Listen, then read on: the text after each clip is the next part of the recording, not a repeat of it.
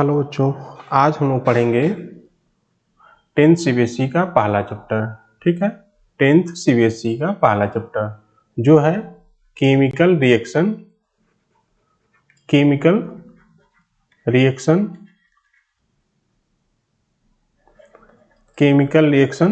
And equation. ठीक है, chemical reaction and equation ये है 10th सीबीएसई का first chapter, chemical reaction and equation. इसमें हम लोग को सबसे पहले स्टार्ट करेंगे केमिकल रिएक्शन के बारे में। ठीक है, केमिकल रिएक्शन पहले पढ़ेंगे, केमिकल रिएक्शन होता क्या है। ठीक है, केमिकल रिएक्शन के बारे में, इक्वेशन के बारे में हम लोग इसके बाद पढ़ेंगे। सबसे पहले पढ़ेंगे केमिकल रिएक्शन। तो सबसे पहले हम इसका डेफिनेशन लिख देते हैं, उसके बाद से बताया जाएगा कि होता क्या है। तो केमिकल रिएक्शन होता है, chemical reaction are the process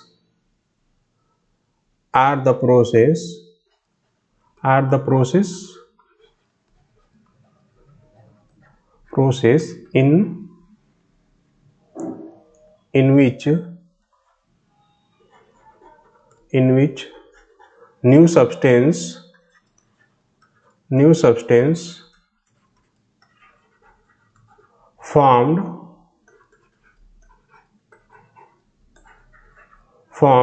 with new properties। ठीक है, प्रॉपर्टीज। तो केमिकल रिएक्शन होता क्या है, तो हम बोलेंगे कि chemical reaction are the process in which new substance formed with new properties. ठीक है, तो केमिकल रिएक्शन क्या होता है, ऐसा प्रोसेस होता है जिसमें नया सब्सटेंस बनता है किसी भी पुराने सब्सटेंस से। ठीक है, और उसकी प्रॉपर्टीज क्या होती है, डिफरेंट होती है। ठीक है, न्यू प्रॉपर्टीज। अब देखो, कोई भी केमिकल रिएक्शन होता है, तो उसमें क्या क्या हो सकता है। ठीक है, ड्यूरिंग द केमिकल रिएक्शन हम लोग जानेंगे कि क्या क्या प्रोसेस हो सकता है या फिर कौन सा कंडीशन हो सकता है ड्यूरिंग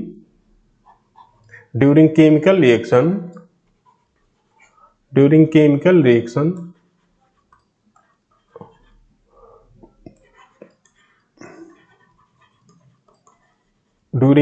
रिएक्शन सबसे पहले क्या होता है, रीअरेंजमेंट ऑफ एटम होता है। Rearrangement of atom. ठीक है, दूसरा होता है इसमें ब्रेकिंग ऑफ ओल्ड बॉन्ड। ठीक है, ब्रेकिंग ऑफ ओल्ड बॉन्ड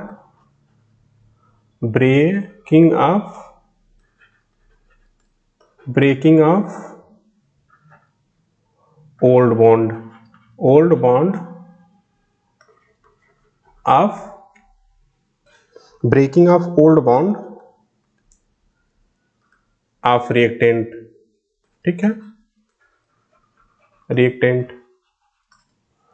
तीसरा क्या होता है, formation of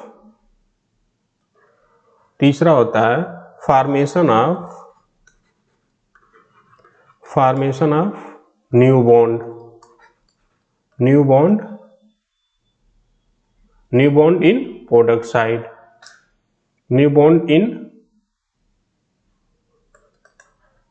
in product side. और क्या हो सकता है, ये केमिकल चेंज होता है एक। ठीक है, केमिकल चेंज। तो देखो, जब कोई भी केमिकल रिएक्शन हो रहा है तो उसमें क्या क्या हो सकता है, रीअरेंजमेंट ऑफ एटम होता है, और दूसरा होता है उसमें जो ओल्ड बॉन्ड रिएक्टेंट साइड में होते हैं वो ब्रेक होते हैं, और नए बॉन्ड का फॉर्मेशन होता है प्रोडक्ट साइड में। ठीक है, और चौथा क्या है, ये केमिकल चेंज होता है। ठीक है, केमिकल और फिजिकल चेंज के बारे में हम लोग पिछले क्लासों में पढ़ चुके होंगे। ठीक है, ये सब होता है कोई भी जब केमिकल रिएक्शन होता है तब। ठीक है, ये अब देखो, हम लोग थोड़ा रिएक्टेंट और प्रोडक्ट के बारे में पढ़ेंगे। जैसे देखो, ये सपोज करो ये कोई एटम ए है। ठीक है, ये रिएक्ट कर रहा है कोई मॉलिक्यूल बी का सी से, ठीक है, प्रोडक्ट बना दे रहा है ए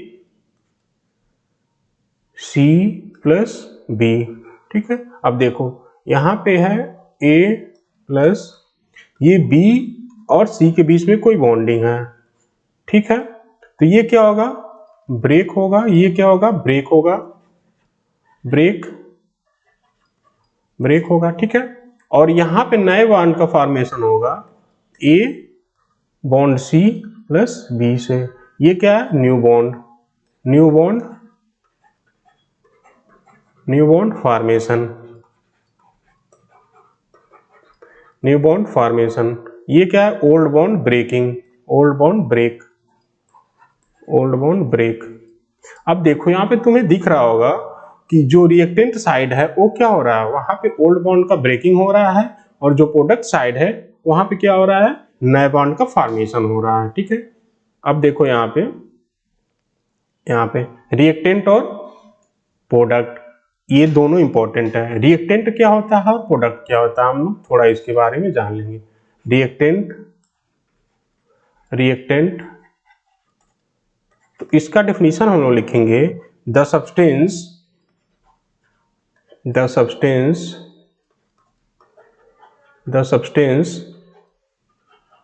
which take part in the substance which take part in a chemical reaction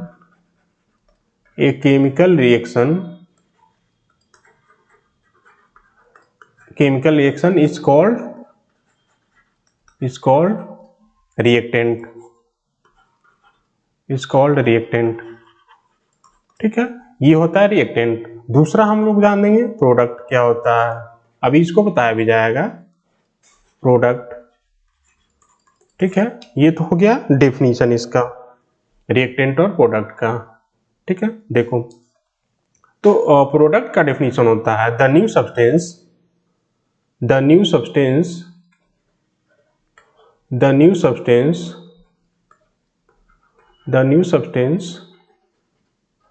substance produced in a chemical reaction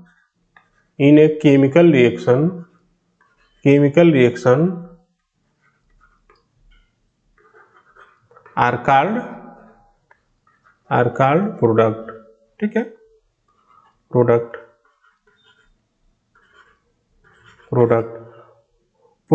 are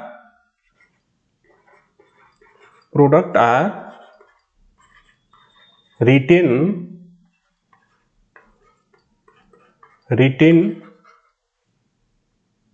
in right hand side, ठीक है। प्रोडक्ट को किस साइड में लिखते हैं हम लोग, राइट हैंड साइड में लिखते हैं। रिएक्टेंट को किस साइड में लिखते हैं, रिएक्टेंट रिटेन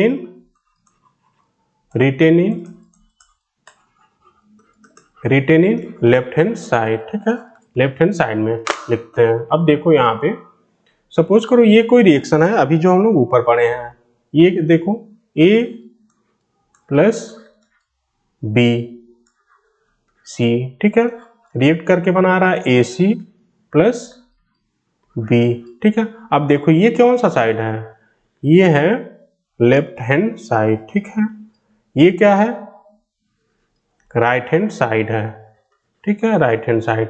तो जो भी लेफ्ट हैंड साइड में होगा वो क्या होगा, रिएक्टेंट होगा हमेशा, ठीक है, हमेशा वो रिएक्टेंट होगा किसी भी केमिकल रिएक्शन में। तो यहाँ पे ये रिएक्टेंट है, और इस साइड में क्या है, आरएचएस साइड में हमेशा प्रोडक्ट होता है, ठीक है, ये है प्रोडक्ट। तो इस वाले रिएक्शन में रिएक्टेंट कौन सा हो गया, रिएक्टेंट अगर तुमसे पूछ लेगा तो रिएक्टेंट क्या होगा, ए और बी सी होगा, ठीक है। प्रोडक्ट क्या होगा, ए सी और बी होगा, ये प्रोडक्ट होगा, ठीक है।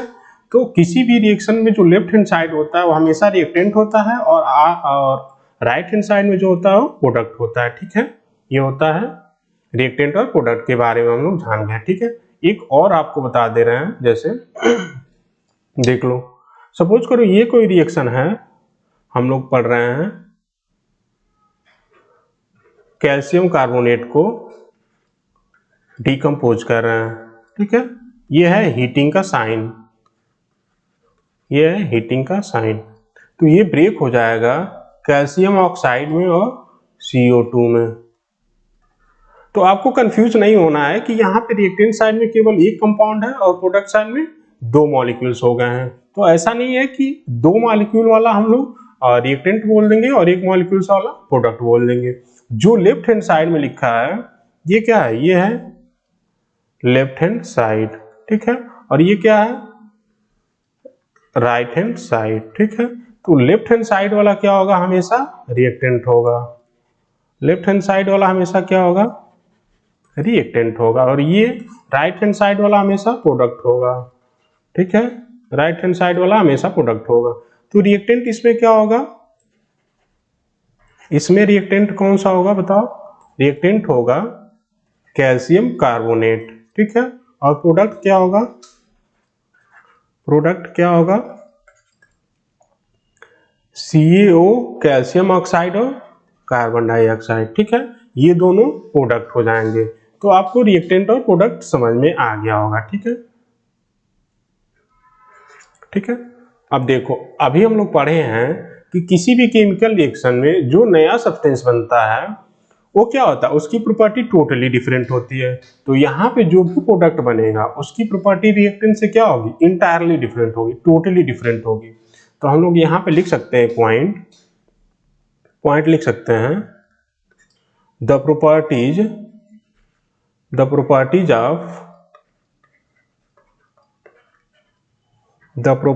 Of product are entirely different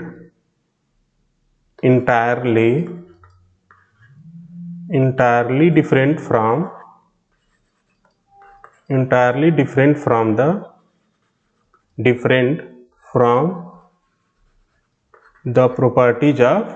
the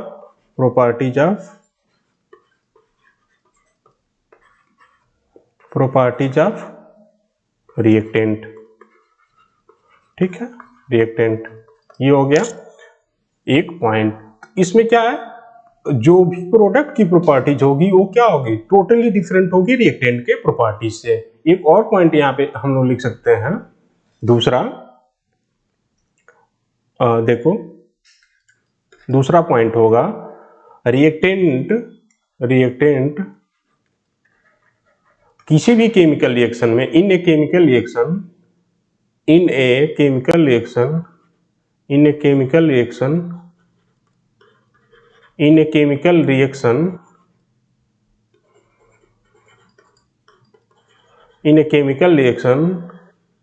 reactant are transformed into product, ठीक है। किसी भी केमिकल रिएक्शन में क्या होता है, रिएक्टेंट का ट्रांसफॉर्मेशन किस में हो जाता है, प्रोडक्ट में हो जाता है, जैसे हम लोग देख चुके हैं। देखो, जैसे इसमें हम लोग देख लेंगे एक बार।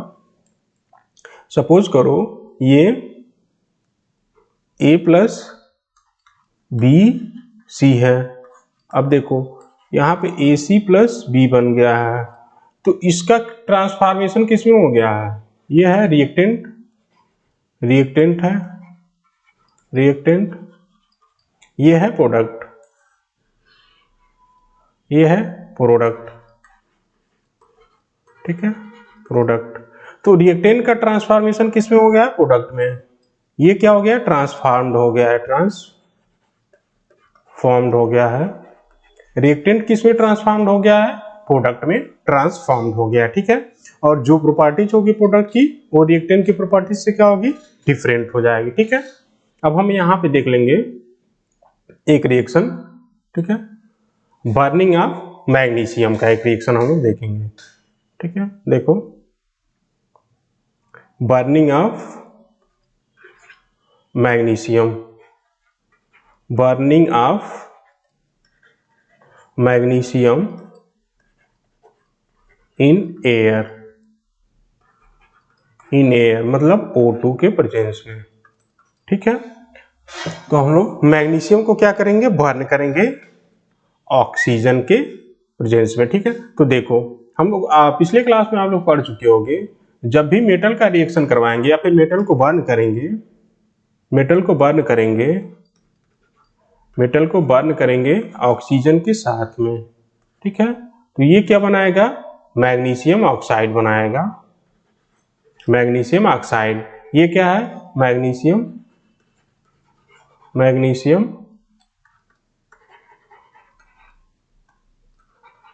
ऑक्साइड, ठीक है। ये क्या है, मैग्नीशियम ऑक्साइड।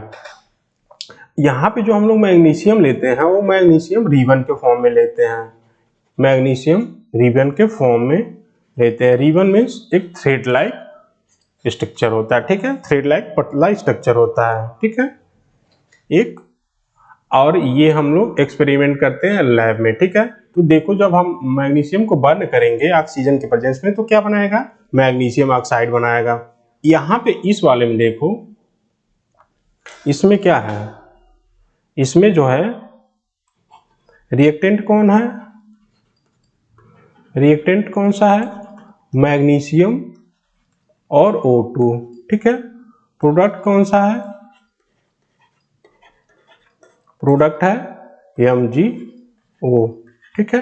ये हो गया रिएक्टेंट प्रोडक्ट, ठीक है। अब आपको समझ में आ गया होगा कि किसी भी रिएक्शन में रिएक्टेंट और प्रोडक्ट होता क्या है। और यहाँ पे देखो जो मैग्नीशियम ऑक्साइड की प्रॉपर्टीज होगी वो किससे डिफरेंट होगी, मैग्नीशियम मेटल से और ऑक्सीजन की प्रॉपर्टी से टोटली डिफरेंट हो जाएगी मैग्नीशियम ऑक्साइड की प्रॉपर्टीज, ठीक है। क्यों, क्योंकि हम लोग पढ़ते आ रहे हैं कि किसी भी केमिकल रिएक्शन में properties of product is entirely different from the properties of reactant, ठीक है। तो यहाँ पे ये हो जाएगा। तो यहाँ पे हम लोग लिख सकते हैं एक सिंपल पॉइंट, यहाँ पे एक पॉइंट लिख देंगे, the properties of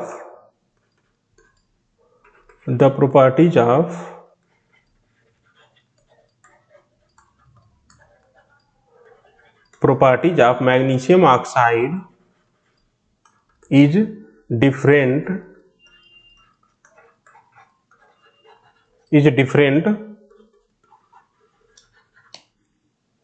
from the properties of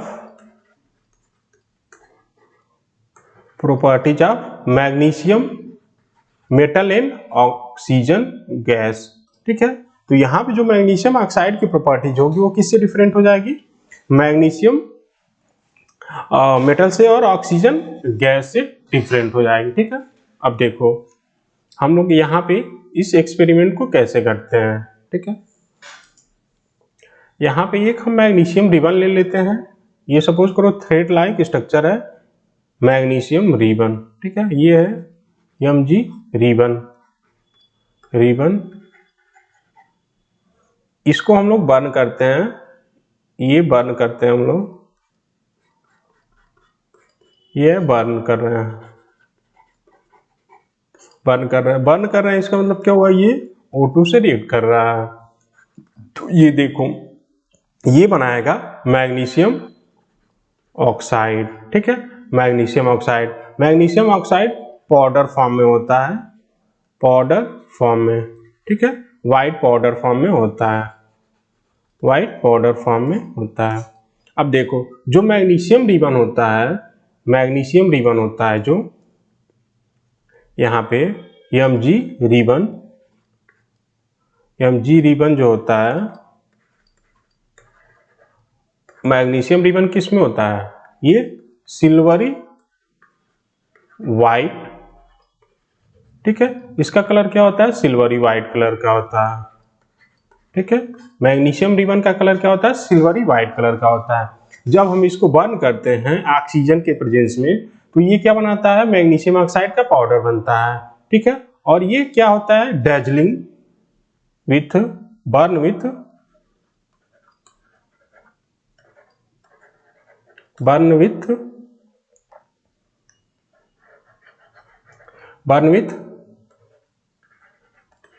white dazzling flame, white dazzling flame, ठीक है। ये किससे बर्न करता है? डैजलिंग फ्लेम के साथ बर्न करता है। डैजलिंग फ्लेम ये होता है, समझ जाओ आप लोग, कि अचानक जैसे बढ़ जाए फ्लेम का स्पीड और अचानक घट जाए, ठीक है। अचानक बढ़े और फिर अचानक घट जाए, उस टाइप के फ्लेम को क्या बोलते हैं? डैजलिंग फ्लेम बोलते हैं, ठीक है। जो मतलब फ्लेम कांस्टेंट ना रहे उसको डैजलिंग फ्लेम बोलेंगे, ठीक है। अचानक बढ़े अचानक घट जाए उसको डैजलिंग फ्लेम बोलते हैं, ठीक है। तो ये हो गया। मैग्नीशियम ऑक्साइड को हम लोग जब एयर में बर्न करते हैं तो व्हाइट कलर का पाउडर बनता है मैग्नीशियम ऑक्साइड, तो ठीक है। और वो किससे बर्न करता है? व्हाइट डैजलिंग फ्लेम के साथ वो बर्न करता है, ठीक है। अब देखो यहाँ पे इस वाले एक्सपेरिमेंट को करने से पहले हम लोग before this experiment, before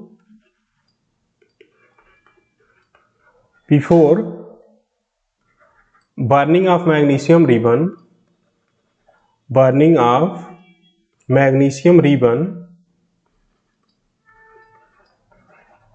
magnesium ribbon को बर्न करने से पहले हम लोग देखो क्या करते हैं। आप लोगों को पता होगा, कोई भी रिएक्टिव मेटल को अगर हम लोग खुले में रख दें तो वो क्या करता है? एयर के साथ रिएक्ट करके ऑक्साइड बना लेता है, ऑक्साइड की कोटिंग हो जाती है उस मेटल के ऊपर, ठीक है।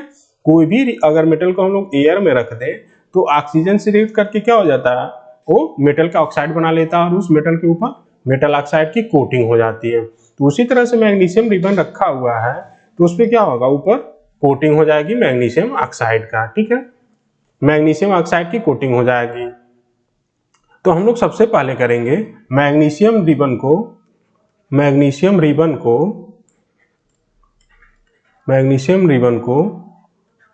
क्लीन्ड और rubbed with cleaned with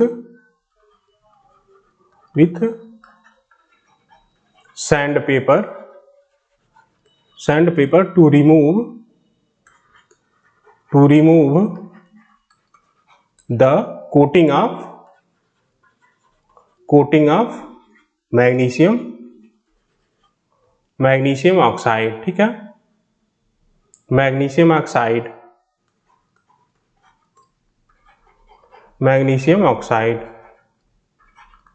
ठीक है। मैग्नीशियम ऑक्साइड के कोटिंग को हटाने के लिए हम लोग क्या करते हैं? सैंड पेपर से रब करते हैं मैग्नीशियम रिबन को, तो उससे क्या हो जाएगा? मैग्नीशियम रिबन टोटली क्लीन हो जाएगा, ठीक है। ये हो गया इस एक्सपेरिमेंट की बातें, ठीक है। अब देखो, आप लोग देखे होंगे कोई भी अगर आयरन भी रखा हुआ है बाहर तो वो क्या कर लेता है? एयर से रिएक्ट करके उसका कलर क्या हो जाता है? फेड होता है। फेड क्यों हो जाता है? क्योंकि उस पे आयरन की ऑक्साइड का कोटिंग हो जाता है। उसी तरह से मैग्नीशियम मेटल क्या होता है? रिएक्टिव मेटल होता है। तो हम लोग इसको अगर एयर में रखेंगे तो उस पे एयर से रिएक्ट करके क्या हो जाता है? मैग्नीशियम ऑक्साइड की कोटिंग हो जाती है। इसलिए हम लोग मैग्नीशियम रिबन को बर्न करने से पहले क्या करेंगे? सैंड पेपर से उसको क्लीन कर देंगे, ठीक है। सैंड पेपर से उसको क्लीन करेंगे, क्यों? क्योंकि इस पे मैग्नीशियम ऑक्साइड की कोटिंग हो गई रहती है पहले से, ठीक है। अब देखो केमिकल रिएक्शन होता है, chemical reaction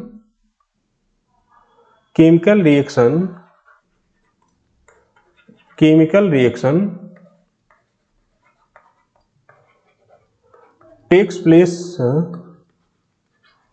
place in our daily life.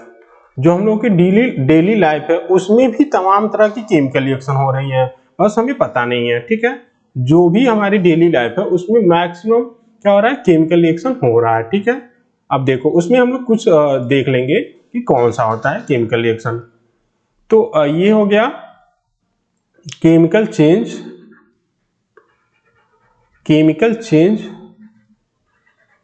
And chemical reaction, ठीक है। Chemical change and chemical reaction in our daily life. पहला हो गया सावरिंग ऑफ मिल्क, ठीक है। ये किसका एग्जांपल है? केमिकल चेंज का और केमिकल रिएक्शन का। दूसरा है कुकिंग ऑफ फूड, ठीक है, कुकिंग ऑफ फूड। तीसरा एग्जांपल है देखो rusting of iron, rusting of iron, rusting of iron. ये किसका एग्जांपल है? Chemical change in chemical reaction का, ठीक है। एक है चौथा digestion of food, digestion of food. ये सब क्या है? हमारे डेली लाइफ में घटने वाली घटनाएं हैं जिसमें क्या हो रहा है? केमिकल रिएक्शन हो रहा है। केमिकल रिएक्शन हो रहा है इसका मतलब केमिकल चेंज भी हो रहा होगा, ठीक है। एक और हम लोग देख लेंगे, पांचवा ripening of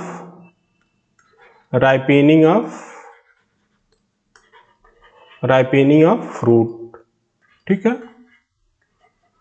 ripening of fruits.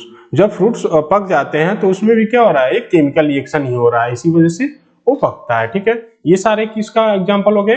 Chemical reaction and chemical change का एग्जांपल हो गया, ठीक है। अगले क्लास में हम लोग पढ़ेंगे कि कोई भी केमिकल रिएक्शन हो रहा है तो हमें कैसे पता चलेगा कि कोई केमिकल रिएक्शन हो रहा है, इसका मतलब कैरेक्टरिस्टिक ऑफ केमिकल रिएक्शन हम लोग अगले क्लास में पढ़ेंगे, ठीक है। ओके।